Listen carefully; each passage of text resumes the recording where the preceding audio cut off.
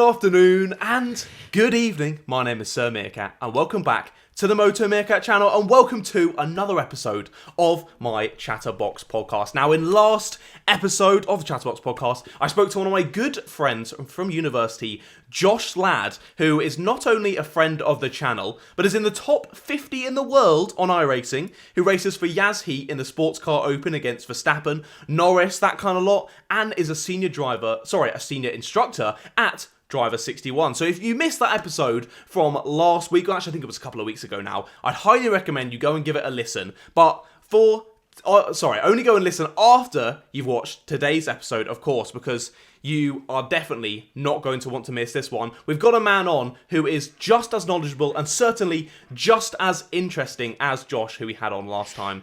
Today, we've got a man with over 72,000 subscribers and over 15 million channel views. That is an absolute behemoth of a number. Today, I'm super excited to welcome my boy, Aldas. How are you doing today, mate? Well, thank you very much. Can I just say, when you said your intro, it hits different when you do it live. Like, it's just, I don't know why I found it just so hilarious. But yeah, also, when you said like my numbers, I was just like, wow, that's kind of crazy. But yeah, thank you for having me on. I'm looking forward to this. This is going to be it's going to be a carnage, I think, with me and you for sure. So I'm looking forward to it. What are you talking about? It's never carnage with us. I don't know what the hell that's all about here. Oh, here we go. He's already started. It's always him that causes the chaos, not me. I don't know why you say it. I'm glad you like the good morning, good afternoon, good evening intro live, mate. That's only for the select few who get to hear that properly live. So there you go. People usually got to pay for that kind of stuff. So, but last time I had you on the channel was obviously for my now kind of defunct series, F1 YouTuber Hot Seat. Bad memories of recording with me. I don't even want to talk about it. Can we just move on? Like, end the video here. Like that. I don't even want to talk about that. It was terrible. The thing is, I back myself with decent like Formula One knowledge. I feel like I know Formula One. You know, I feel like I'm pretty decent with the liveries. And then this guy gets me with like a 1950s, 1960s McLaren that looks like a Honda, and I'm just there like, oh my god, I had a mare, right? I had a mare. Listen, mate, listen. All I wanted to ask you about was your thoughts and feelings on the Super Aguri Formula One team. Wait, there's a Super Aguri what? No, I'm joking. No, yeah. I mean, to be fair, that team raced for like one season in like 2007 or something, 1 or 2 seasons. So yeah, listen, you got me then. You're not going to get me again. To be fair, when it came down to like the quick fire questions, I'm pretty sure I smashed it. I'm pretty sure I got like every single one of them right. So, you know. You did do very well. You did, like... I can take the piss a lot, but I would have got so few more right answers than you did there, mate. So honestly, fair play. You did get a bit stitched by me, but come on, we're mates. Yeah, I had to do it to you. So sorry about that. I thought we were better than this. I thought we were close. Sorry, mate. I do apologise. But for today, I won't be so mean as to throw random Formula One trivia at you, or will I? Now that's going to keep you on your toes, Aldas, isn't it? Okay, no. I'm going to stop taking the piss now. I'm not really that mean.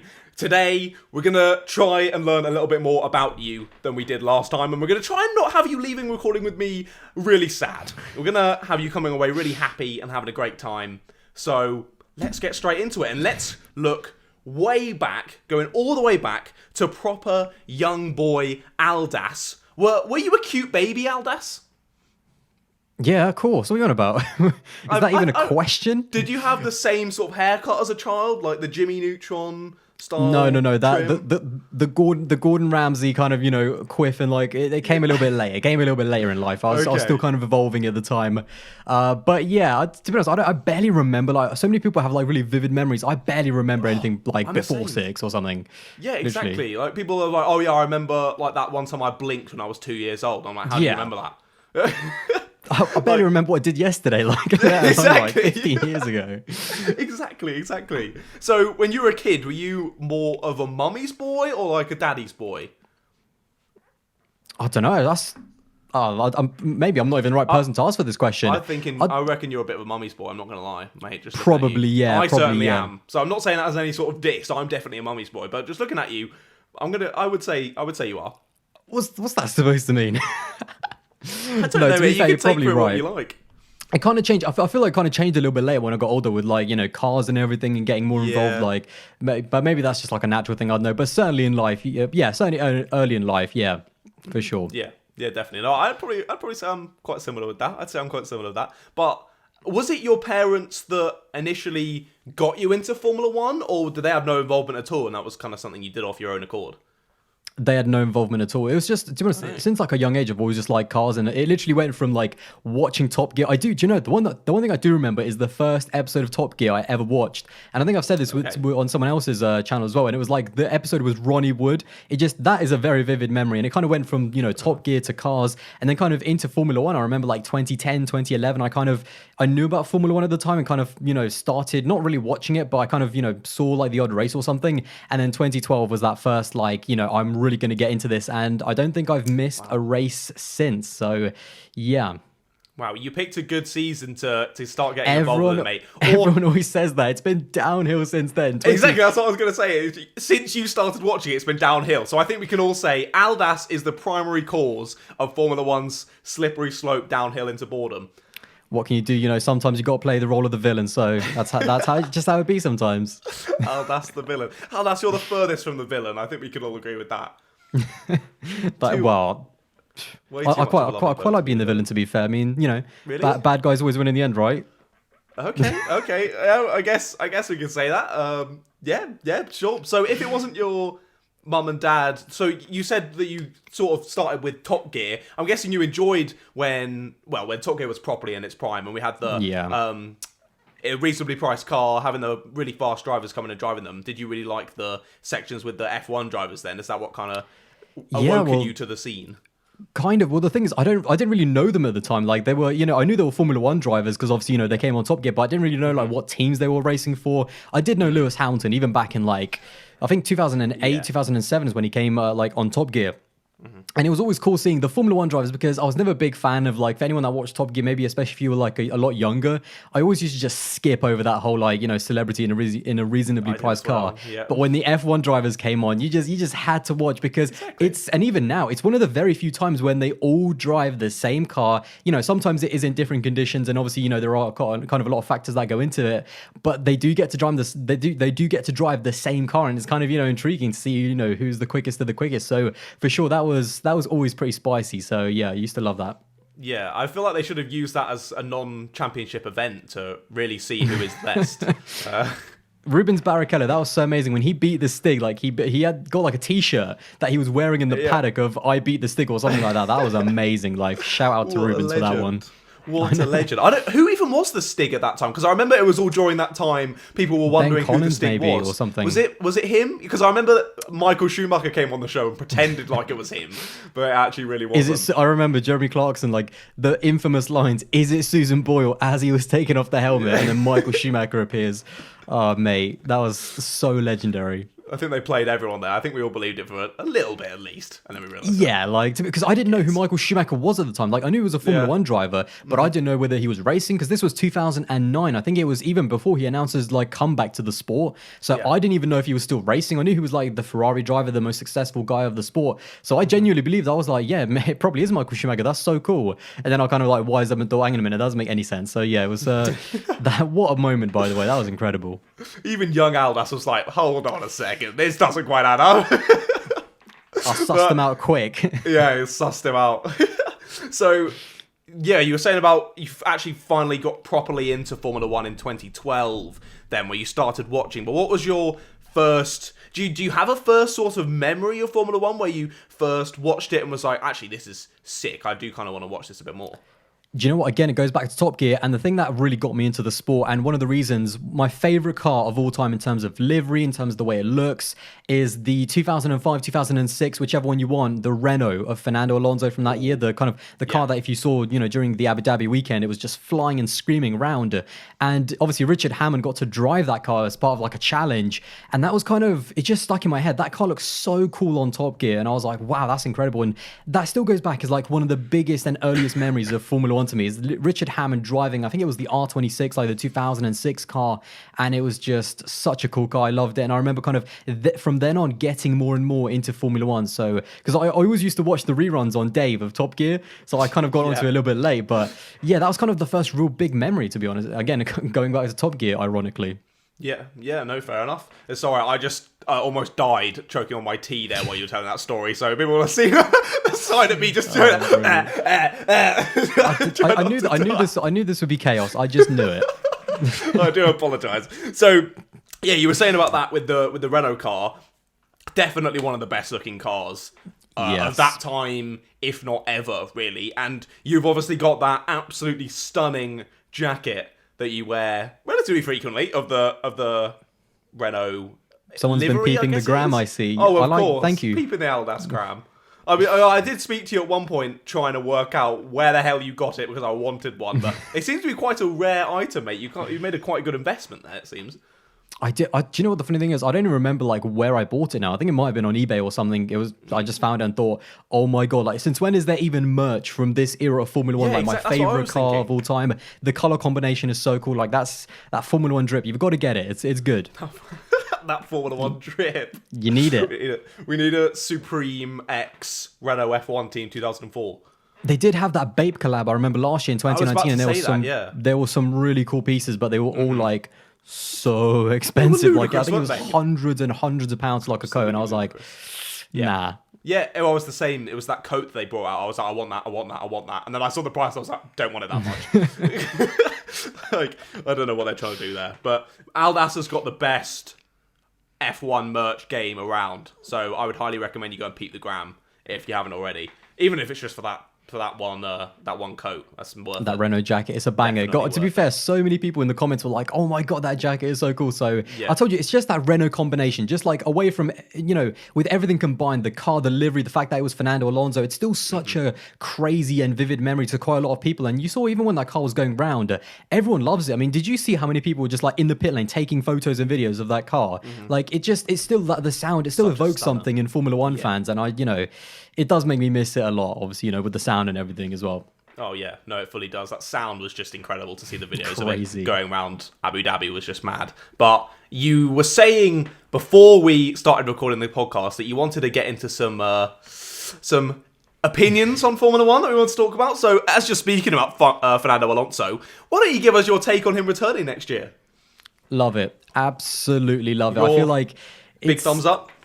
2 thumbs up, 3 Double if I had them, up. but exactly. I mean, it was just, I love him coming back because his car, do you know what? I'm a big Fernando Alonso fan because he was one of the big guys, especially in 2012. We always love an underdog story. That's why whenever someone other than Lewis Hamilton wins, it always seems to be a good race. Like whenever, ironically, the last race of the season where Max Verstappen won was probably the worst of the season. But the point is, we love to see someone other than Lewis and Mercedes win. And it was kind of like that when I started watching. A lot of people used to hate Sebastian Vettel, like in the early days, like in 2012, 2013. I didn't really see anything like that, but I did like to see Fernando in those horrible Ferraris win races and fight for those championships. I always kind of rooted for him as the underdog, and seeing him then go to McLaren and just McLaren not being able to give him a car that he deserves to fight for a title. There was always someone put on Twitter, I mean, could you imagine in an alternative universe, Lewis in a Mercedes, Seb in a Ferrari, and Fernando in a McLaren, all fighting for a title in 2017 or 2018? Like, that is what it should have been in an alternative universe. That is what we should have got. And it just obviously didn't work out like that. And the way he left at the end of 2018, I just thought it was just ridiculous because he was still at the top of his game, whitewashed Stoffel Van Dorn in terms of qualifying, and even what he's done outside of Formula One. This guy has not dropped off the radar. This guy is not, kind of fallen off the cliff in terms of his driving. He's won like back-to-back Le Mans races, 24-hour, and then he's won something else as well. I think it was like Daytona. So he's coming back in 2021 fully prepared, like ready. He's very serious about it, which is great. And if we get even 90% of the old Fernando Alonso back, it's just going to be amazing because the guy is just box office. The guy is headlines. The guy is controversy, the good kind of controversy. And I like that because Fernando, he's just Fernando Alonso. He ruffles feathers, and I just love it. And he's also a great driver, by the way. Let's not forget that he is a great driver. And again, if he comes back even 90% of his old self, that is going to be amazing. Yeah, no, I totally agree. You can't deny that he's an unbelievable driver. He's unbelievably talented. But I agree with you that he does tend to ruffle a few feathers. So it could be interesting to see that dynamic at Renault as well. It could be very interesting because obviously Fernando is the number one driver. I don't think there's any question in that. How the vibe will be between him and Ocon could be a little bit interesting because Ocon can get in a bit of temper tantrum sometimes and can be a little bit hot-headed. So I'm interested to see what that's going to be like. But I do think he was put in his place a little bit in 2020 because yeah, definitely. Daniel Ricciardo, he's quality, he's top 5, there's no doubt about it. And I still love what Martin Brundle said. I think it was either in the first or second race, Fernando Alonso coming into that team, he is going to have Esteban Ocon driving on his roof. And I could not agree more because Fernando is just going to... The thing is, when you look at Renault, everyone's talking about Racing Point and McLaren throughout the entire year. When you look at where Daniel Ricciardo finished in the championship, if they had another Daniel Ricciardo, if they even had a Fernando Alonso and Ricciardo partnership, that car was good enough for third in the constructors, and it was Ocon who didn't perform. Yes, he did have some reliability issues, and no doubt about it, but over the course of the entire season, he didn't perform and he kind of let the side down a little bit. So Renault really do need a driver like Fernando Alonso to come in and pick up right where Daniel Ricciardo left off. And they need Ocon to up his game because with people like Pierre Gasly in the driver market after next season, Pierre's definitely looking on his way out. And, a Gasly kind of Alonso partnership for 2022, I could definitely see that. So yeah, Ocon has to step his game up. That would be very cool to see Gasly and Alonso as a pair. But I think, to be fair to Ocon, he had obviously had his bit of time out of the sport or just being sort of on the sidelines, and then he's jumped back into the car. I think hopefully that consistency will come a lot more next year. He definitely proved he has the pace. He's gotten on the podium. Yeah. So he can definitely do it. It's just getting that, as you said, consistency together and having a little bit of luck to not have reliability issues. But again, the reliability of the Renault's getting better and the pace of it's getting better. And I think that team is quite on the trajectory now. And as they become Alpine, sort of reborn with this new name, I think it could be very positive for them. So yeah, interesting to see how that goes. But I think we'll end our little F1 chat there, mate. I hope that was enough to get some interesting opinions out there and get some people disagreeing with us in the comments, which would be nice. Hopefully Tomo will be down there being like, I can't believe you just said you want Alonso in the sport. I can't believe it. Oh mate, he goes crazy. I've had this discussion with him like off camera. He's not the biggest Fernando Alonso fan. I don't know why. Fernando is just so charming, he's like Alex Albon but a little bit older. I just don't get it. I just don't get it. Yeah, fair enough. I think let's stop speaking. Let's move on. We'll talk a little bit more about you continuing. Obviously, we got to how you got into Formula One sort of around 2012 time after Top Gear, and you would have still been in school at that time. What was school life like for you? Because I spoke to Mr. Tommy Bellingham a couple of podcasts ago, and he was saying about how he was the only one in his school that cared about racing, everyone else cared about football, and he just sort of felt a bit outcasted by that. What was it like for you in your school? Mate, let me be honest, for anyone that's been to like the old school British school, is just so dead. The school days, that I can barely remember anything except from going to class. But to be fair, I kind of agree with Tommy. Like, there was no one really into Formula One. Obviously, everyone was into football, and to be fair, I'm a big football fan as well. So that was kind of the only thing that anyone talked about in school. Because again, Formula One is so niche, and even when I was like in secondary school, I think there was like 2 or 3 other people that even knew who Lewis Hamilton was, even at the time. And this was like 2012 or 2013. Yeah. So it was your regular school experience, like.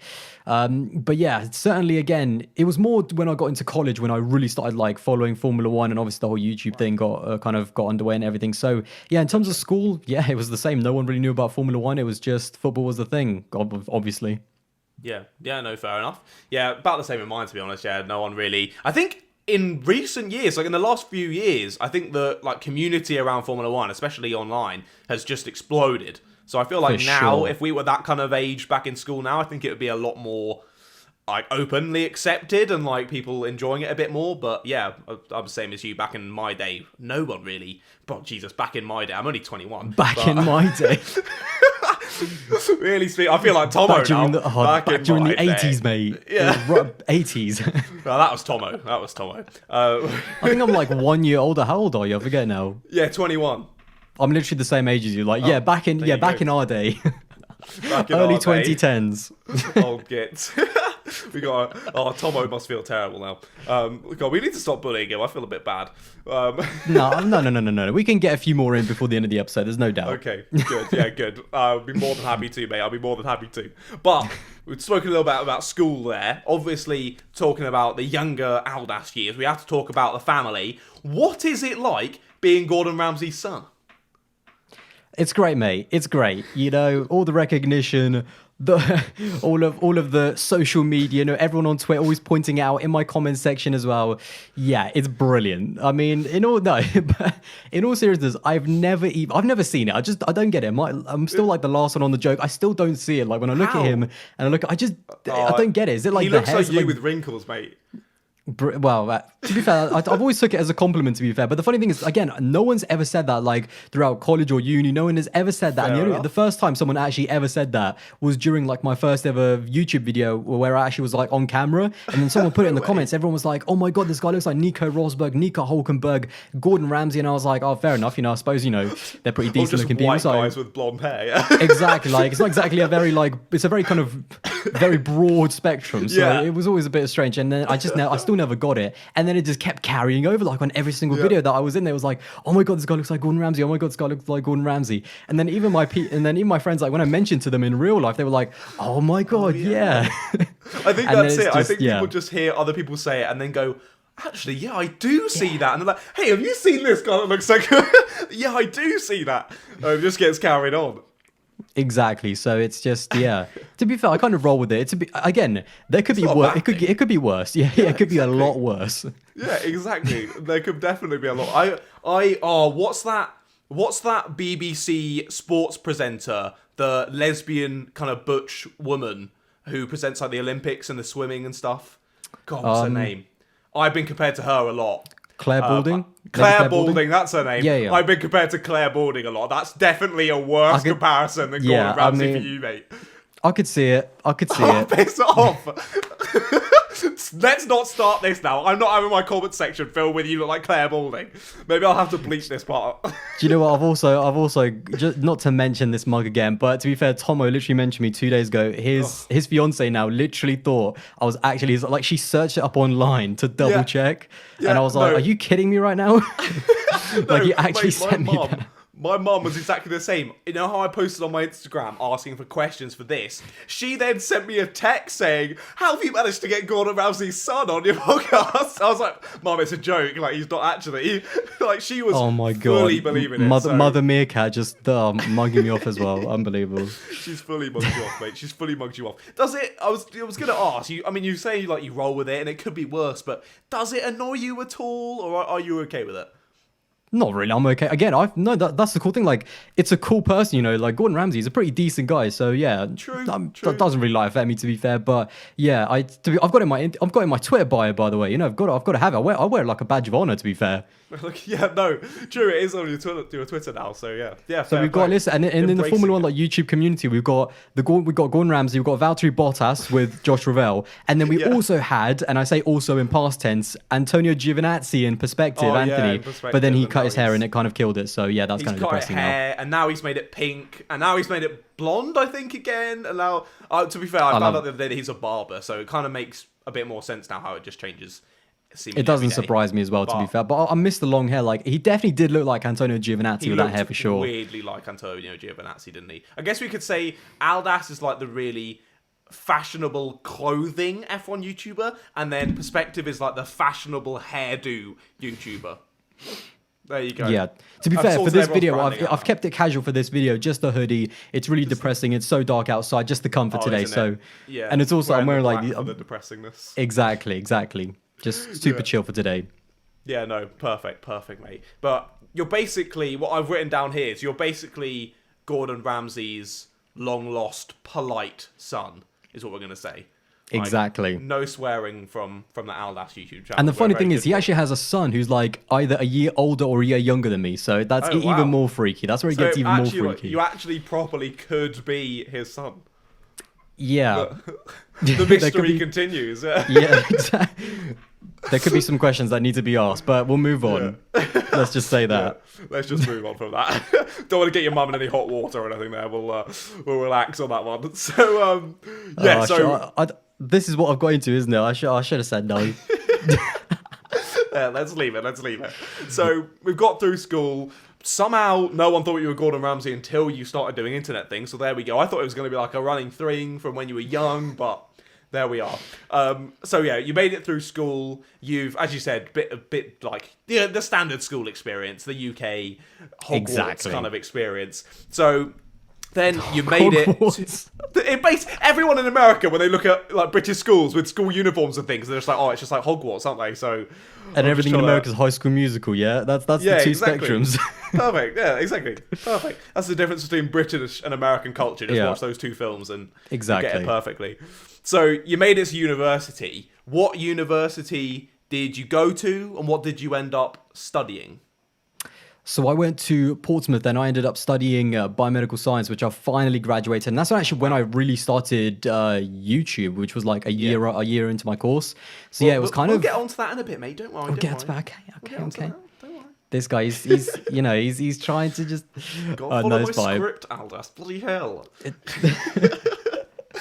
You're such an angry director, honestly. Like, stay to the having script. Honestly, you should see when I did my internet's best reactions to the Saudi Arabian Grand Prix video. I've got my uni housemates in that. They were doing like some of the filming and some of the like voice acting. We'll put that in quotation marks. Whenever you get other people involved, it never goes well. Literally, it was just an absolute shit show. I'm just shouting like, no, you need to move like this and say this, and then, it was just an absolute shit show. So yeah, I think they can probably vouch for you that I'm a bit of an angry director there. I try to be nice, but doesn't surprise me. Annoying, yeah.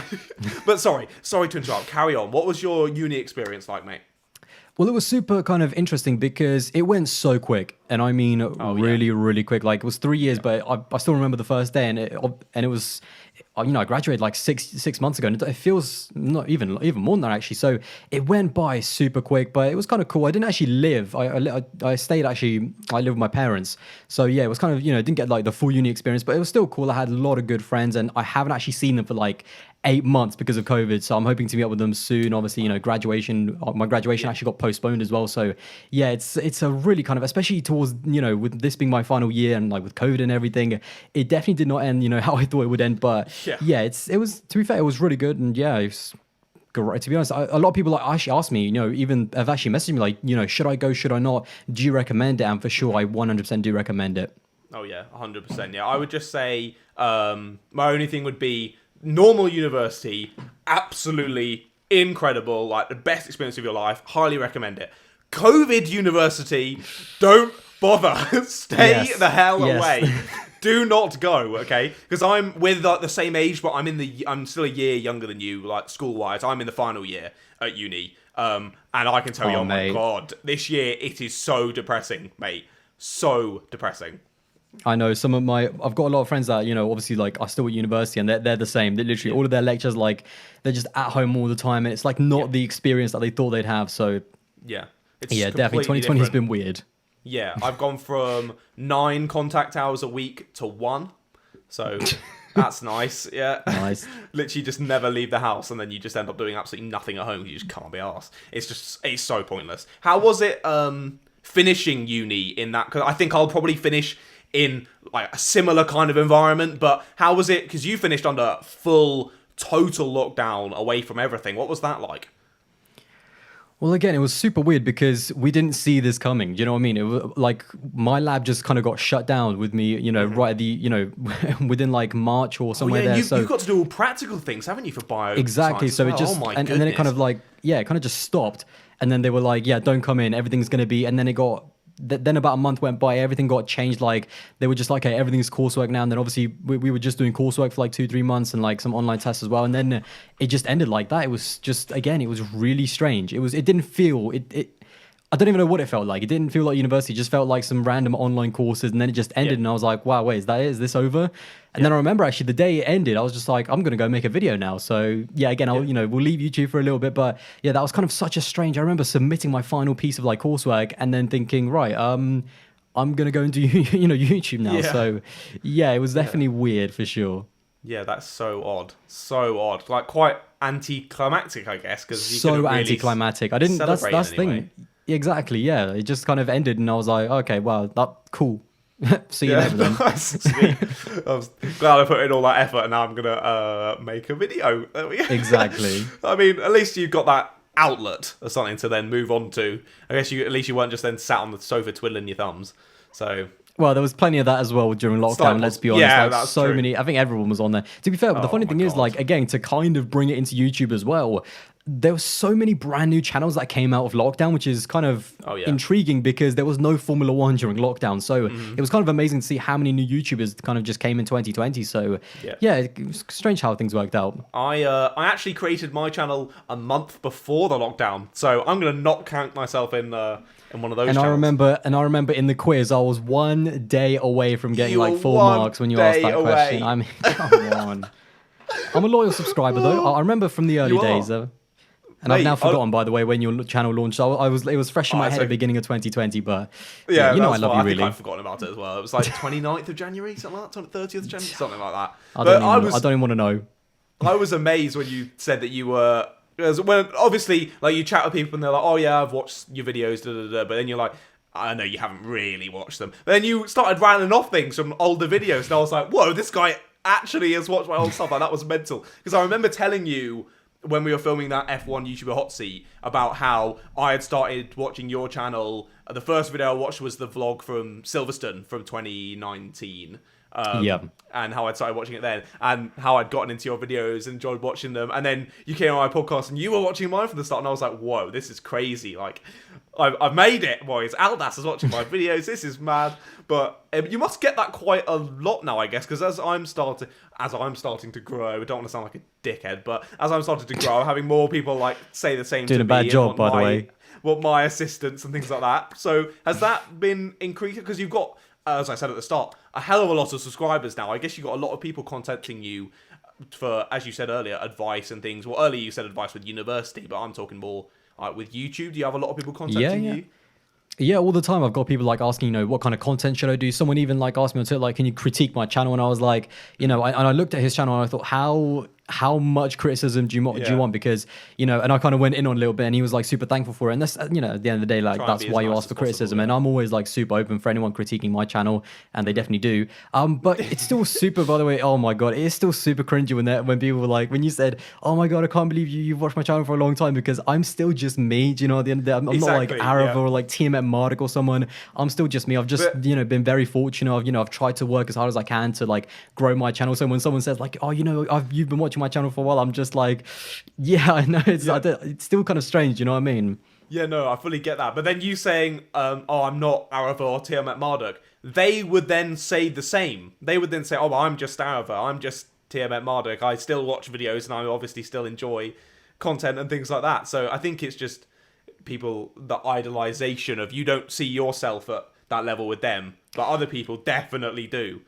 And I also think it's like, at the end of the day, the Formula One community is probably one of the most like tight-knit communities, like in terms of anything really. So, everyone knows everyone, to be fair, even I remember the first time I messaged on Twitter, I messaged Jess McFadden, obviously, who used to work at WTF1 and now Autosport. And I just messaged her for fun, like, does she want to do a video? Like, there's just no chance that she'll even reply.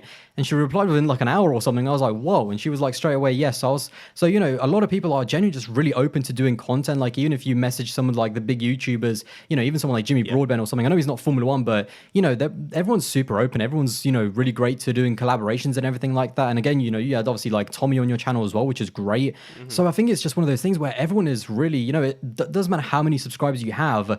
At the end of the day, we're all kind of content creators. Yes, obviously of different varying sizes, but everyone is super open to doing collabs, and that's really good because it means the community grows together and everyone can kind of pull each other up, not just one person, kind of going for themselves and not kind of in a strange way sharing their success. Does that kind of make sense? So yeah, I think like that's one of the really lucky things about the Formula One community. And so yeah, I definitely agree with you there about the openness everyone has, and everyone's so helpful to each other, and as you said, like bringing each other up together. And I've had so many people before where they've looked on my channel and gone like, oh my goodness, you have a collab with Josh Revel or with Tomo or with da-da-da, and I'm like, they're like, how in God's name have you managed that? Like, that's amazing. I'm like, just message them on Twitter, mate, or just message them on Instagram. Like, they'll probably reply, and if they haven't got loads of stuff on their schedule, they'll probably say yes. Like, they wouldn't really mind how many subscribers you have or how many views and whatever you're getting. Like, they're more than likely just be like, yeah, I'm more than happy to help you out, help you get better at your content, do this, do that. So everyone's super lovely. So if you're wanting a collab with your favorite creator, Aldas, just drop him a message over on Twitter. I'm sure he'll be happy to reply. Instagram is probably better, to be fair. Instagram, I'm always on Instagram. I've got to take breaks from Twitter because if Formula One Twitter, sometimes it's just too much. I like to take like a week breaks from Twitter. So Instagram, I love Instagram. Twitter is so unbelievably toxic, honestly. Just Instagram's definitely my go-to over Twitter. I agree with you there. But And even to be fair, I was going to say again on the, like really quickly on the subject, like Josh Ravel is like one of the best content creators in terms of he will do a video with anyone. Like I try to do as many videos, and I've got like 3 videos with other content creators planned. But he, that guy, he's done videos with so many people. So fair play to him as well. So again, it's just the openness of the community. Everyone's so great. Everyone's super chilled as well. So that's good. Yeah, exactly. Josh just doesn't know when to, or doesn't know or can't know to say no, because he just takes on more work, and then someone else will ask him to tell him, like, yeah, sure, I'll fit that in, I'll do this, I'll do that. And he doesn't sleep either. Amazing. This guy will do a video at like 2 o'clock UK time, and it's like 2 o'clock in the morning in New Zealand. So the guy, Josh is just easily one of the best guys in the community. Absolute machine. All right, let's stop sucking up to Josh. Let's move on. So we're talking about you with university life.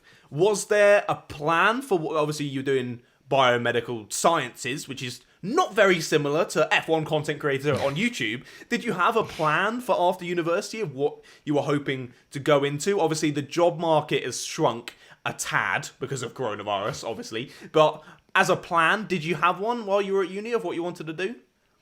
Yeah, so initially the plan was always to kind of finish my degree and then go into dentistry, or apply to go to the uni again for dentistry. And then Formula One just kind of came out of nowhere. And I've always been, at one point I did need to make like a decision in terms of, what should I do? Should I continue with, dentistry, or should I go into YouTube? And yeah, I just kind of went for it, to be fair. I was looking at the numbers, everything seemed to work out fine. And then I just took the leap, to be fair. And that's kind of where I ended up now. And it's going really well. There's still so much that I can, my channel still has so much more potential in terms of where I can get it to in 2021. 100,000 subscribers is still that big target that I think everyone is always dreaming, everyone's always aiming for. So hopefully I can get to there soon. And yeah, just that's kind of where it went. It was always dentistry at first, and then Formula One started creeping in more and more and more. And then, yeah, that's just where I am now at the moment. Yeah, fair enough, mate. 100k is definitely a good goal. The big one to get as such, with the little plaque. Oh, everyone wants that little plaque. That little plaque would look great on your background, I can't lie, mate. I think, mate, I remember seeing like Josh, I think Josh posted his plaque on Instagram, and I was like, wow, that is just, it just doesn't feel real, but I'm quite close to it as well. So I can't believe, like, if I ever get there, it's going to be nuts. It's got to be the drinks are coming out. 100k Aldas. It's got to be. So if someone isn't subscribed that's watching this, go over and do that right now, because you're definitely going to make it in 2021, mate. Come on, 100%. Be optimistic. You'll definitely get it. But mate, I'm definitely getting there. Oh, 100%. I'm going to be at 100k like before the end of December, so don't even worry about that. So that's all good. To be fair, you've still got there's still like 3 days left. Yeah, 3 days left. Come on, 100k, baby. Listen, mate, I like that energy. I like that energy. Exactly.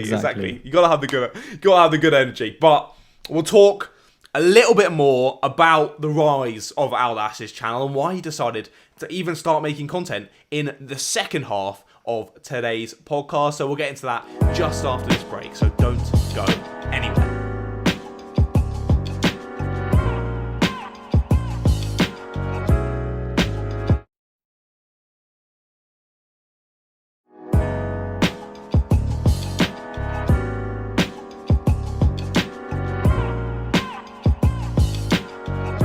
And we're back. Welcome back to this episode of the ChatterBox podcast. I'm still your host, Sir Meerkat, and I'm still joined here by the legend that is Aldas himself. Now, mate, you made your channel, the Aldas channel, not that long ago in 2018, but I thought I'd ask, why the name Aldas for the channel? Is that your real name?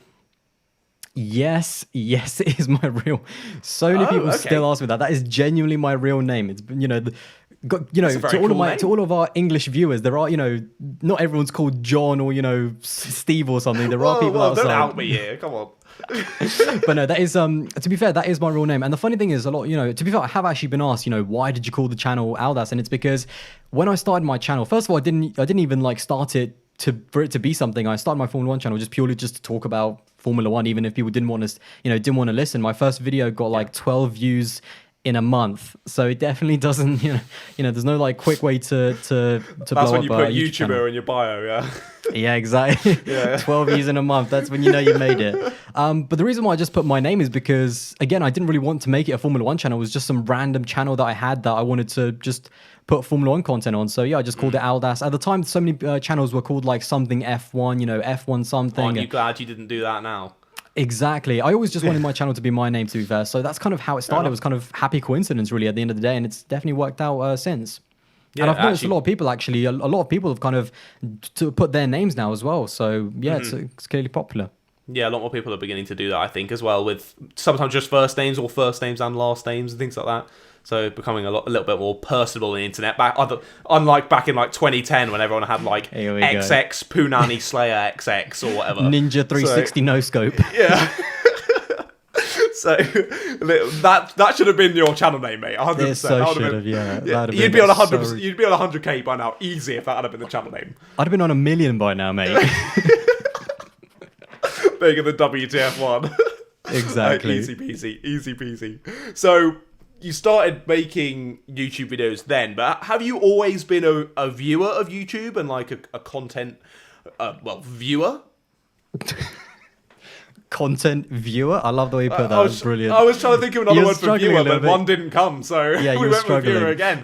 I was thinking of consumer, that was the word I was thinking of. Yeah, no, to be fair, like, I've actually, things I've talked about this before. Like, the strange thing is, in terms of Formula One, the gaming scene has always been there. People like Arava and Team at Monaco, like they've been there for such a long time, since like 2012. I remember watching Arava literally like in F1 2012, like ago. Exactly. YouTuber Championship back in 2013. If you guys remember that with X Matty G. If you guys do know who that is, that's OG right there. But yeah, so there was always the gaming side. But when you talk about the content side in terms of the real, like in terms of the real world, the sport, there actually hasn't been that many YouTubers when you think about it. Like up until about a year ago, there was only about 5 guys with over 100,000 subscribers, and that was like WTF1. I think that was Chamber, and like maybe a few other people as well. Obviously with Team at Mark and Arava, and that was pretty much it. And then obviously Nico Rosberg piled in with his YouTube channel, which is brilliant. And then all of a sudden over 2020, it just kind of exploded. But certainly in the early days, it was only just gaming that I watched in terms of Formula One. So there wasn't really many real life YouTube channels to watch. But yeah, all of the originals, obviously Ben and like Arav as well. Mm-hmm. Was it only kind of Formula One gaming that you were into, or are there some other sort of subsections of YouTube that you liked? Oh yeah, there was always. Oh yeah, for sure. I've always been a big I used to be a really big football fan, like back in the day. And again, Spencer FC, what a lad. There used to be True Geordie, the True Geordie before, he's big now, but he used to be all of those debate shows back in the day. They used to be so entertaining. Like those guys were usually so just like good. The Football Hangover was sweet. Exactly. I don't even like football, and I used to watch the Football Hangover every week. Exactly. So for sure, like a lot of the football YouTubers back then, and then that was pretty kind of the big ones, especially like with going from school into like college. The football YouTubers especially, and then sometimes the Formula One YouTubers as well. Yeah, no, fair enough. You were never enticed by the vlogger scene then, like Zoe. I could imagine you as a bit of a Zoella viewer. Here we go. That's, I know what that means, mate. No, not really. Do you know what? Not really. Like, I don't even know. That's the thing. My memory is so bad. You've got the wrong person for this video, Moto Meerkat. My memory is so bad in terms of who I used to watch, because I did used to spend a lot of time on YouTube. The wrong person for this video. You are Aldas. I want to interview Aldas. I can't interview someone else about you. But that's literally the only. But that's literally like the only YouTubers I can remember from back in the day, because YouTube is a very different place than it was like 5 years ago, and especially like when you were a kid, everyone used to watch like all the gaming stuff, and then I don't know about anyone else. I kind of transitioned to more of the real life stuff. So yeah, that's pretty much how it's been. Fair enough. So you've been watching YouTube for quite some time now. What made you then finally decide, I'm gonna start making videos? As you said, you didn't initially make them wanting to become a 73,000 subscriber channel, but what made you sit down and go, right, I'm going to plonk this camera on and give my opinion on this thing, or my verdict on this thing? Again, it was just like kind of how I mentioned, in secondary school and all the way through to university, like no one I knew was into Formula One. Like, I kid you not, like none of my friends, like especially my close group, they don't even know who Lewis Hamilton is. Like, I mean, they do now, obviously, because they kind of with me, they kind of, know what I do, and they've kind of, learned a bit more about Formula One. But like 3 years ago, none of my friends even knew what Formula One was. They were like, what the hell's that? Like, so that's why I kind of started to make, I saw all these YouTube channels, especially the gaming ones, and I thought, there is clearly a Formula One community out there. So I'm just going to start making YouTube videos about random things. And again, like my first video, which was terrible, by the way, please do not go watch it, was like in 2018. I've got more to ask you about that. Yeah, oh boy. It was why Daniel Ricciardo could be the 2018 world champion. So it was actually how can Daniel Ricciardo win the 2018 championship? And to be fair, let me back myself and let me defend myself. This was right off the back of him winning 2 races, his win at Monaco. It was 6 races into the season. It was 2-2-2 to Hamilton, Vettel, and Ricciardo. And at the time in 2018, Red Bull did have a decent car, but then their reliability it just fell off the cliff, basically. So that video became pretty irrelevant very, very quickly. Yeah, fair enough. But I still look back at it quite fondly. My first video, just sat down, mumbled, no editing for like 20 minutes, and it was, pretty tragic looking back. No, it's a good video for the first video. I have to say, it's not awful. Like, it's all right. It's okay, mate. I was going to ask before I talk more about that first video. Did you ever have a previous channel, or was this like your first attempt at making videos ever? This was literally like my first ever attempt at making videos ever. Like yeah. I mean, I have like a channel for like watching, like for my Gmail and stuff like that. But gotcha. Yeah, obviously like everyone does. But no, that was literally like this is my first one. Fair play, mate. I'm 1 for 1. I'm 1 for 1 That's a solid effort, mate. I think I'm like 1 for 8 or something like that. So can I even call this one a 1? Yeah, it's like a 0.3 out of 8 so far. Mate, you're doing pretty solid, to be fair. But 1 for 8, that's a rough percentage right there. To be fair, Dan from he's not called the Formula E. No, you can't call him that. I was streaming the other day. I called him F1 reviews about 5 times. Anyway, everyone knows he is. Like, I think he's had quite a few channels as well. Like, I don't know if you've spoken to him. He's had quite a few channels as well. So yeah, there's a lot. I was actually really surprised. And even Tomo had like a football channel apparently for like 3-4 years, which I was like, wait, what? So yeah, this is kind of my first channel. So yeah, it's going pretty well, pretty decent if I say so myself. You managed to knock out the park first time. Fair enough, mate. Fair enough. Not all of us can be that lucky, but see, natural talent clearly comes through with Aldas there. You'll get there, mate. You'll get there. Thanks, I'm sure you will. I appreciate that. To be fair, I feel like you've already got there. Like your channel is really good now. Thanks, man. I'd like to have 72,000 subscribers. That'll be alright, but not quite at that level, mate. I'm sure I'll get there someday. It'll happen. 2021. Sure. Exactly. That's the year. 100k before Aldas. That's the goal. That's the Guaranteed. goal. I'll race you. I'll race you there. There's not even any point in entertaining that idea, mate. Right, let's look back at your first. Yeah.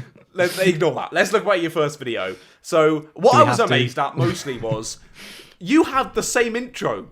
Like, you knew it from the start. You had that trademark intro. Was it just like, did it just come naturally and that's how you started it? And then did you actively decide to carry that on in future videos? Or was it just kind of a thing that happened?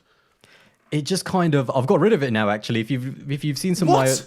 I've got rid of it. I don't say, hi guys, my name is Aldas anymore. I'm not joking. Because I'm pretty sure it's obvious by now, like, what my name is with my channel name, not to be too, like, about myself. But at one point I was like, okay, at what point do I stop saying, hi guys, my name is Aldas? Because people probably know that by now. So yeah, but to be honest, I just sat down and said it. Like, that's why it's the most basic intro of all time. I just sat down and said it, and it kind of just stuck, really. I don't know. I mean, I remember at the beginning, I was like, what do you even say at the beginning of videos? Like, so yeah, I just kind of put that. Fair enough. Mate, I'm absolutely devastated, I can't lie. I don't know if you can tell through the video camera. I'm absolutely devastated. I can see, I can see you crying. He's crying, yeah. It's okay. You can holding back the tears. I'm so sad, mate. I mean, if you've retired it, I'm going to take it. So for my next intro, for my next video, I'm going to say, hi guys, my name is Aldas. And it doesn't really work as well for me, does it? Not quite as perfectly fitting. But in that video, I was also amazed at, okay, the camera quality was pretty poor, but the microphone was actually really decent. Like, it was a really good microphone. It had good quality. Yeah, so there's actually a bit of a story behind that. Okay. So I was hoping actually, there would be. So the microphone was actually one of my friends because he did a bit of like rapping back in the day. Kid you not? Oh, no way. So yeah, Is that my friend? My friend was doing all the rapping. Yeah, Aldas. no, it was actually his, and then I was doing the beats. I used to on Logic Pro because that's kind of the really strange transition. I used to create beats like for my friend, and then it kind of transitioned into me having Logic, and I thought I could just record vocals and maybe do YouTube. So and then he stopped doing that, and I was like, can I have the microphone? And then I took it home and then just had this pretty decent mic. And to be fair, it wasn't that expensive. I hear all the time, obviously a lot of people asking like, YouTube is very expensive. How do I get into it? My first mic and everything altogether was about 35 pounds. So yeah, I just started using it, and I had a good mic from the beginning because I wanted my channel to be as good as possible from the very beginning. I wanted it to be as high quality in terms of the images. I didn't want no blurry 240p, like none of that around my channel. None of this 360p images, no 1080p or nothing. And then I also wanted good audio, because the one thing that I realized doing YouTube is that audio, as in good sounding audio, is about 70% of the video. I'm not joking. Like if you actually listen to if you actually watch the video that was very high quality, 1080p, whatever, but it was literally recorded on a phone, it just subconsciously in your head, it would just make the entire video terrible. So audio is like 70% of the way there. Completely agree with you there. Completely agree. So I mean, I was going to ask this later on, but it kind of fits in with where we are now. I was going to say, if you give one piece of advice to someone who's just starting out on YouTube or isn't quite growing how they'd like to be, what would the advice be that you give? But would it be invest in a decent microphone, because that makes up so much of the video? It really depends what you want to be doing with your YouTube channel. Because to be fair, at the same time, I know a lot of people that just make their videos off their iPhone, and a lot of people don't realize like iPhone quality in terms of the video and the sound. Oh yeah, that's good really enough. Good. Like that's literally, put your iPhone like literally on there or something, looking at you through the camera. That's really good to just start. And I think a lot of people, they're trying to find these amazing, really expensive setups that all these YouTubers have, but your phone is literally the place to start. But then if you do want to go a little bit further, if you do want to kind of upgrade your channel, then certainly getting a decent mic, even if, again, mine was like, I think it was called like a Neewer NW700 or something like that. And again, it was like 35 pounds or something. So it wasn't even like that much. And it really, that mic got me to 50,000 subscribers. And I remember getting to 50K and thinking, now this is where I really want to upgrade. So I bought exactly, probably time. Yeah, it was kind of a bit of an upgrade time. I kind of refreshed the channel, refreshed the mic and everything. So yeah, that would be definitely looking into getting a mic in terms of what you actually sound like.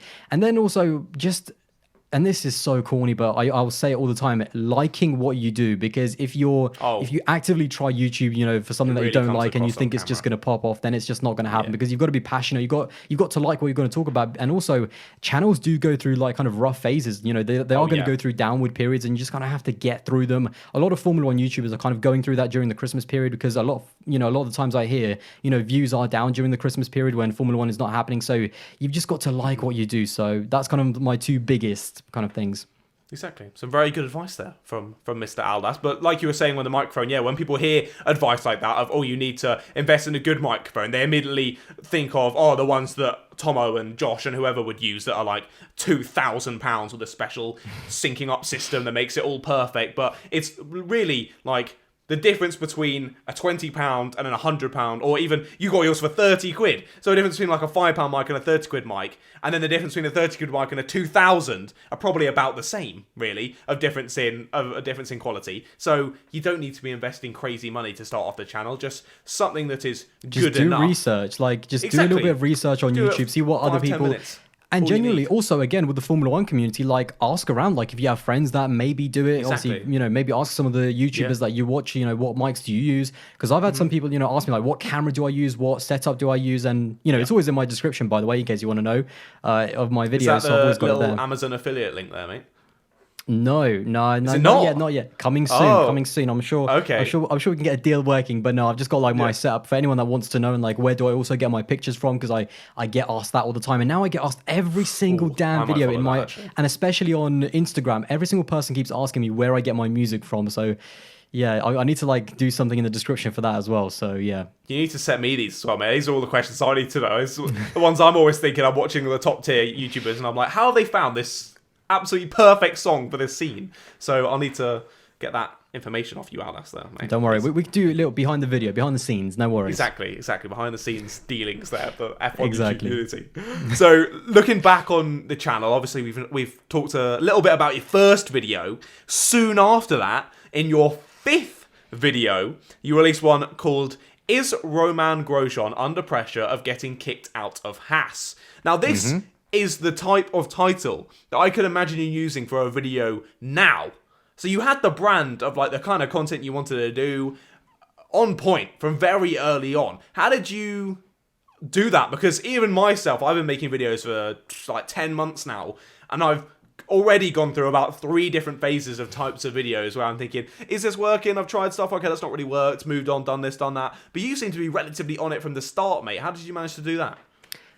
Again, it was always opinion-based videos. That's why I kind of wanted as I said earlier, that's why I started the channel, to just give my opinion, even if people, did they want to hear it, did they not, kind of didn't matter to me. It didn't matter how many views it got at first. It was just talking to some people about Formula One, because again, I didn't know anyone that like knew Formula One around me. So yeah, in terms of like, even videos like that, that's genuinely what I was thinking. I saw that Romain Grosjean, I think this was right at the end of 2018, I don't think he was doing, I forget if he was, I don't think he was doing as well as Romain Grosjean. And, as much as we love Romain, and despite, what happened, obviously, the way that his career kind of ended, and we would have loved to see him properly in the car, I think even Dan would admit for 2-3 years now, it's been a miracle that both K-Mag and Romain have been in the same team and still in Formula One. So it's always just been my opinion. And genuinely, that's just what I thought, is Romain Grosjean in danger of losing his seat? And then I thought, yeah, just call it that.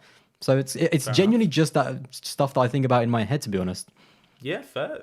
Just got banging titles going around your head all the time. And maybe even questions that other people might be asking. Like, there was definitely people asking, how the hell is Romain Grosjean still in Formula One? So I was like, yeah, I'll just say that. Maybe not in those words, but you know what I mean. Yeah, no, I get you. No, mate, that's perfect. And it's worked very well, because all those titles that you come up with are always so clickable. I'm always like, oh, well, that's a very interesting topic. I might give that one a little listen. Yeah, I think people, like, when they hear the word clickbait, I think they get, like, this horrible feeling like, oh my god, clickbait. But it's not even, like, that bad. That's why you click on a video. Clickbait and click coercion. Yeah, those are two. I always say this, the thing about clickbait and stuff, like, you want people to get you in the video. So when, if I call my video, how good was Sebastian Vettel in his prime? There's a difference between clickbait and genuinely, just doing some random video doesn't actually mean anything. And there's a very big difference between getting someone in your video through clickbait and then keeping them and getting them as a subscriber, getting them as a subscriber and getting them back time and time again because of the content that you produce and because of the video that you produce. So, everyone can just put one video out that's super clickbait that doesn't even make any sense and that can maybe drag people in, but it's the really quality channels that keep those people and basically have them coming back for more and more every single time. So there's a very big difference. Yeah, exactly. I think the kind of clickbait terminology came around just because of the YouTube algorithm at the time, where it rewarded content that would get all the clicks, but then if they didn't actually care about how long they stayed on the video, and now they've updated all that, and now it's all weighted specifically between the two of the clickbait and how much they get the clicks and then how long they then stay on the video after. So as you say, you need a bit of both of those now to be able to have a rising channel and have the people coming in, but also have the people staying on and then staying on for future content as well is what you need. So I completely agree with you there, mate. But with your channel, as we know, you've gone from that first video where probably didn't have many subs to now today where we have quite a few more subscribers. Were there sort of any standout videos going from the first video to now of where it was a real landmark in the channel of, wow, this one really blew up, or there was a certain bit in it that really, really helped out the channel in its growth, or was it more of kind of a steady increase over the time? My channel has been one of those steady increase ones because the thing is, when I started doing YouTube in 2018, I was only, even if you go back, I was only really doing like maybe 2 videos a month, maybe 3 videos a month. It was really a super casual thing when I had time for it. The first, when I really started doing it was 2019. So I've been doing it for about, 2 years now-ish. And honestly, for me, it has been kind of, super steady. Like when you see people like Tomo and when you see people like Josh Ravel again, coming back to them, they're super, they're super inspirational because their channels have just blown up and they've got over 100,000 in like less than a year. And that's obviously, what everyone wants to have. But for me, it's been much more kind of like getting to them. For sure, there's still a lot more potential in my channel. I can definitely get to, 100K. That's the big goal. That's kind of the number one thing that I'm looking at. But for me, it's been kind of steady growth. And in terms of the videos that really blew up, obviously, I think most of my growth has been this year. I uploaded so many videos last year over the course of the season, but I really started being proud of the content I created mostly through this year. Like, I remember the first video there was a video I did on Lewis Hamilton, I think it was the greatest rookie season of all time. And and this was during lockdown, and I put so much research into that. So specifically, because I remember thinking, this is the best video Aldas has ever made. This one is awesome. So, and it took me, I put so much research into that. It took me an entire day to edit. So if you wonder how long does it take to make a YouTube video, it took me like a day and a half to write the script for that video, another half day to kind of record it, get everything right, get all of the things I wanted right. And then in terms of the editing, I started at like 9 o'clock in the morning and then finished at 1 o'clock at night. That I literally mean that. Imagine. 9 o'clock in the morning, 1 o'clock at night. And I was so like done with it. I was like super proud. And I was like, I'm not even going to wait until the morning to put this out. I uploaded that video at like 2 o'clock in the morning. I kid you not. Yeah, I think I do remember that as well, being like, why the hell has he released it at such a weird time? And then going on and watching it and be like, yeah, this is a very, very good video. But I completely feel you on that editing time, mate. My parents, when I come home and I do a video that's a bit more editing heavy, so I released one where I had JW in it the other day. So I had 3 minutes out of the 15 that was all just audio, and I forgot how happy I was now that I've gone from audio to video, because oh my god, the editing took so long when you don't have any visuals of just your face. Oh my goodness, I can't be dealing with that, and I'm not good enough at editing anyway to make it look really, really good. So it's just not worth the time. You have to stick with my face. I'm afraid, everyone watching the Moto Meerkat channel, you're gonna be stuck with this. Sorry, guys. This mug for quite a while. Yeah, me and Aldas both apologise for this Claire Balding lookalike mug. But your channel now has grown lots. Looks amazing, I have to say. I wanted to say, with your sort of newer channel banner with Hamilton and the Aldas kind of logo text and stuff. Oh, mate, it looks beautiful and fits in with all your thumbnails and stuff. And the little Veloce bit as well. No, I actually added that in. I was just about to say, I had to get it in there for the team. The Veloce logo. What can you tell us a bit more about your dealings with Veloce and what kind of stuff you're doing with them, if we can expect more things to come in the future? I don't want to kind of say too much because there's a lot of like things that are, a lot of things in store that I don't want to reveal too much, but obviously I've just, at the moment, we're just kind of like getting my feet wet in terms of, doing a few videos on the channel with like, Hayden and stuff like that. But we've got a lot of stuff coming up in 2021 that I am so excited about. This opportunity came up out of nowhere. I was a little bit starstruck. I was like, whoa, because we all follow Veloce for such a long time. I've been a big fan of theirs, obviously, through all of their esports stuff, and they've got some big YouTubers there. And there's a lot of stuff in terms that we've got planned in 2021 in terms of doing videos in the paddock in Formula One when it's opened up to the fans. So I don't know how much more like I can promise and say, but there's a lot of fun opportunities, hopefully in store in terms of the real world Formula One hopefully getting close to the cars and the teams, maybe even some of the drivers. So yeah, that's all I can kind of say for now a little bit, but yeah, there's a lot of hopefully cool stuff coming up. Yeah, no, man, that's awesome. I'm so jealous. I had to give a bit of an exclusive, Oh, thank you, mate. Give it a bit exclusive to the guys. Love that. My boy. But imagine because obviously Grand Prix, celebrities like to turn up. What if Gordon Ramsay turned up for the British Grand Prix and Aldas got to interview him?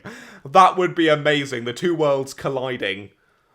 Wow. That's a video coming up. That is actually, no joke, real talk, that is a dream. I'm going to make that video happen. Gordon Ramsay is a big Formula One fan, by the way. Gordon Ramsay, he's a big F1 fan. He's going to be at Silverstone at one point, and when I see him, I'm going to grab him and we're going to do an interview. But yeah, I'm going to give him my business card. I'm going to say, Gordon, we're cool. You see the difference, you see the similarities. We've got to get this video, we've got to get this interview sorted. So that is definitely a big life goal for me, and it's something I'm going to do for sure. I'm sure Veloce, we can sort it out. Oh, 100%. I can't wait for that. It's going to be like that Spider-Man meme where they're both like, like what?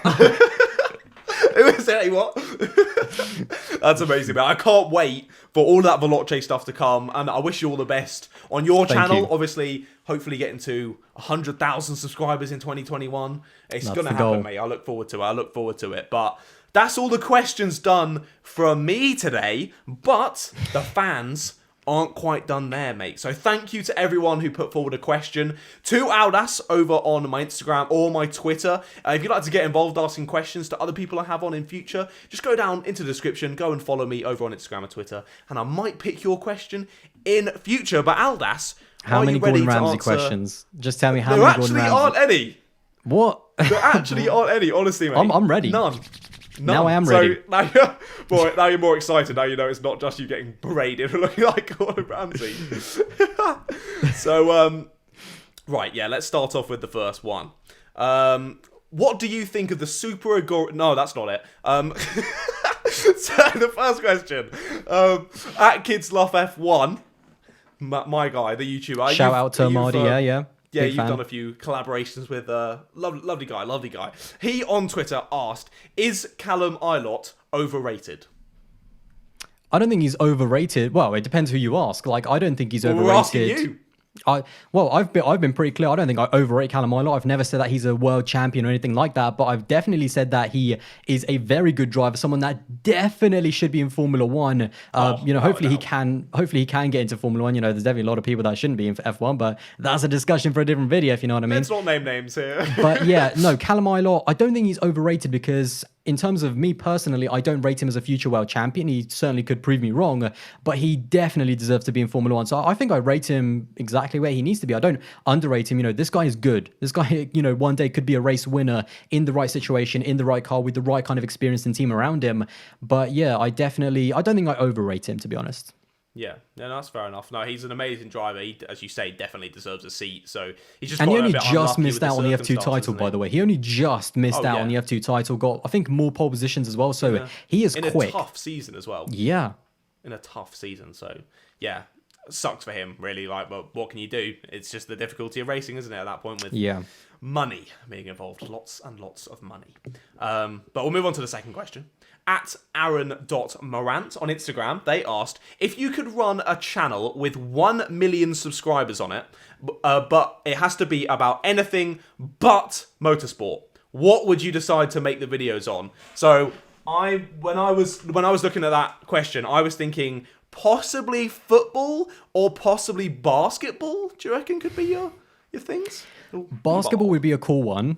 And actually, I especially over Christmas, because I've kind of left Formula One just alone for like a week, and I'm fully back into it, and I want to just get back into it as soon as possible. But I've been watching a lot of basketball, and I've been contemplating maybe doing like a cheeky little basketball channel just for me, and if anyone that wants to watch. But if I had one channel with 1 million subscribers, I'd love to do a vlog channel of me like driving around, or like some kind of travel vlog over Europe with nice cars.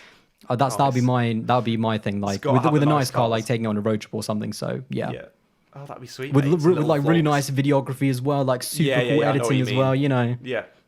Shout out to the 1 million subs, I've got to shout out to the 1 milli. I like that, mate. I've got to deliver, I've got to deliver. Exactly. Got to deliver that vlogging content to your 1 million subscribers of you flexing your amazing cars in Europe. Maybe one day. Maybe one day, mate. 2022. There you go. We got 100k in 2021, a mil in 2022, and we change up the content to vlogging across Europe. Hopefully, COVID's gone by then. That's the trajectory, right? Yeah, that's the trajectory. Yeah, I like that. Exactly. Perfect. So at SimDaneF1 on Instagram, he asked. Shout out Sim. Shout out to big man Sim Dane. He asked. I think, obviously, English isn't his first language, so you can decide what this means to yourself. He said, what has been the hardest young man choice you have had to make? And do your friends know that you're secretly a Kingsman agent? In terms of, wait, does he mean, I think there's a guy in the Kingsman that might look like me, actually. I think that's what he might mean by that. Probably. I'm not sure. I don't want to get it wrong in case it's something else. I don't know either, mate, so... It's maybe, yeah. I think that's what he means. I mean, we got to keep. If I told you, I'd have to kill you. That's what I'm saying. But yeah, exactly. I had to whip out that banger. But what's like the hardest? Honestly, the hardest choice was committing to YouTube. I don't know if that's like a young man choice, but committing to YouTube, it was very scary thinking, because I'm doing YouTube full time now for a year, for real. And let me tell you, nice.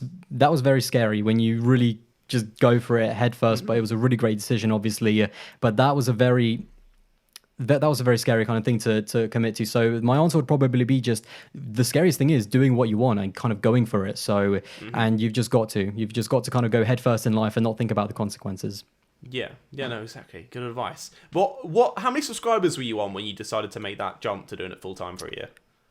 I think it would have been about 40, 45, somewhere there. So Right, yeah, it was still, Gotcha. and that was obviously, that's a huge number. Like when I started, I didn't really think I'd get anywhere near that, but that was still kind of a big, Yeah.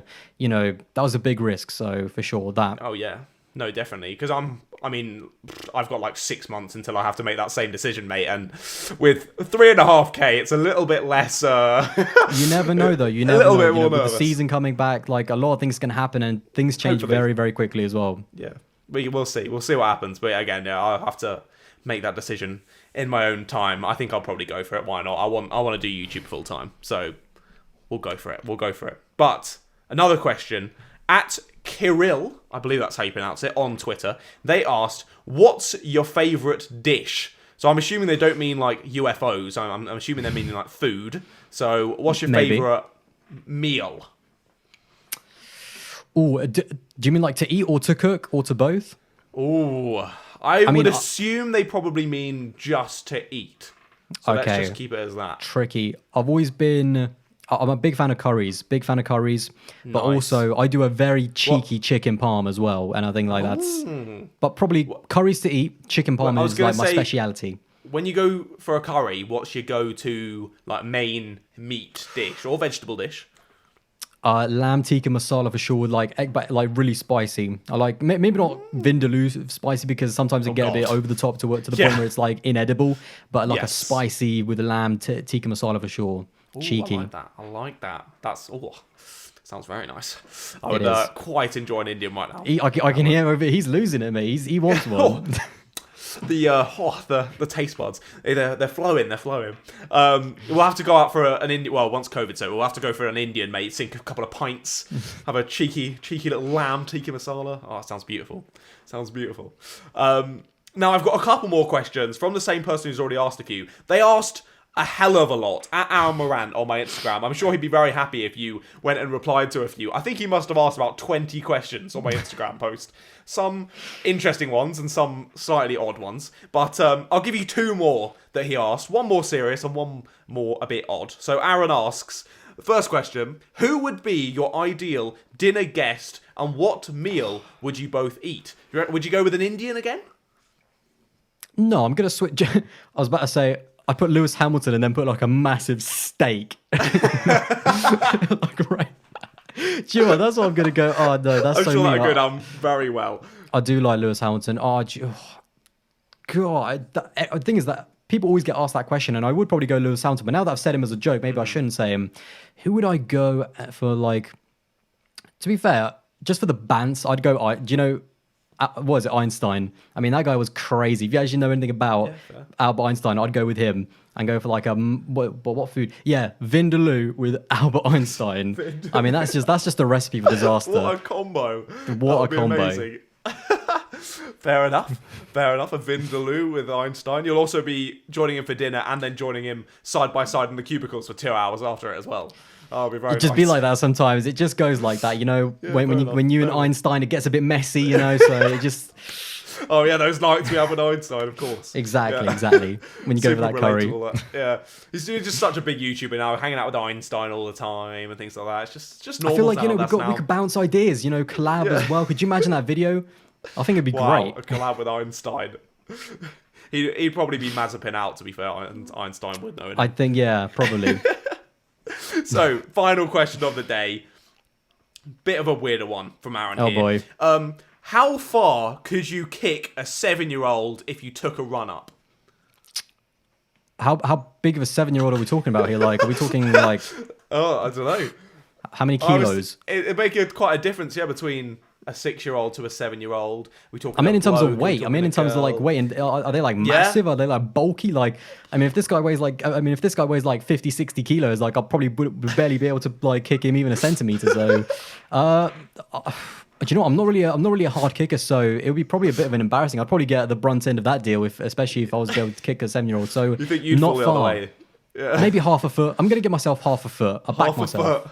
Yeah. Fair enough, fair enough. Well, there we go. If you ever wondered how far could Aldas kick a 7-year-old half a foot, we're going to go with for there. So now we've had the, well, not even pun intended, hard-hitting questions. They've been answered. I mean, I've actually got that written in the script, and that wasn't even meant to be a joke.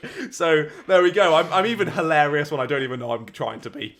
But that will end the ChatterBox podcast for this episode with the legend himself, Aldas. Thank you very much for being on, mate. It's always great to talk to you. We did go down a few interesting tangents, but overall, I think it went pretty well. Do you think so?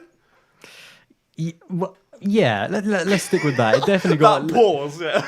To be fair, whenever you come, on Moto Meerkat's channel, it's always going to be controversial. Okay, right. Whenever you come on Moto Meerkat's channel, right? Okay. It always gets controversial. It always gets a little bit off topic, but I mean that's what you just got to go for it. That's why we love you, mate. That's why we love you. Exactly. That's what you subscribe for. You subscribe for the craziness of these interviews. It's always good fun. Me and Aldas always bounce off each other very nicely, so it's always great to do collaborations with him. So, mate, I'm happy to have you on again. I need to do another quiz. Can you just do another quiz? Because I need some redemption out here. Like that was a shocking performance in the first one. I've got another little idea for a kind of quiz show, so I'll have to get you involved in that in future. But it's very early on in development, just in the back of my head at the moment. So sometime next year, maybe you'll see it come to fruition, and we'll definitely get Aldas on there. Maybe have you going head to head with someone? Maybe Tomo. Yeah. Could be interesting. Oh, mate, I'd kill him. I've got him. Outside of the quiz, you just I hate that guy. No hate to Tomo. We love him. We love him, really. But, yeah, Aldas is a fantastic YouTuber. As we said, next year, we're wanting to get him to 100k. So if you're not subscribed already, I'll leave his link down in the description. Make sure you go over and subscribe to his channel, because why the hell not? He's just a brilliant bloke. And I would highly recommend, as we were saying earlier, go and watch that Hamilton video, because Christ, it took him a long time to make, and Christ, it is so good. So highly recommend going over and watching that. But if you had enjoyed today's video, be sure to drop a like down below and subscribe to my channel as well. Why not? If you're over here watching from Aldas, you might enjoy some of my content in the future. Maybe. So click that little red button and subscribe to the channel. And also be sure to let me know down in the comments below who you'd like me to see.